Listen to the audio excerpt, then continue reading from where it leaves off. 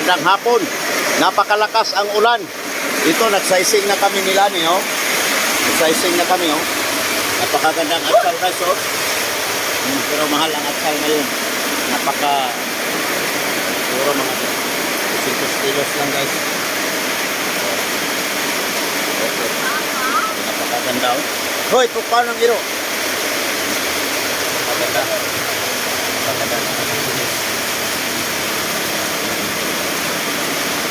Napakaganda. Malakas ang ulan. Okay. Guys, napakalakas ang ulan. So, nag-sizing na kami. Napakalakas ang ulan.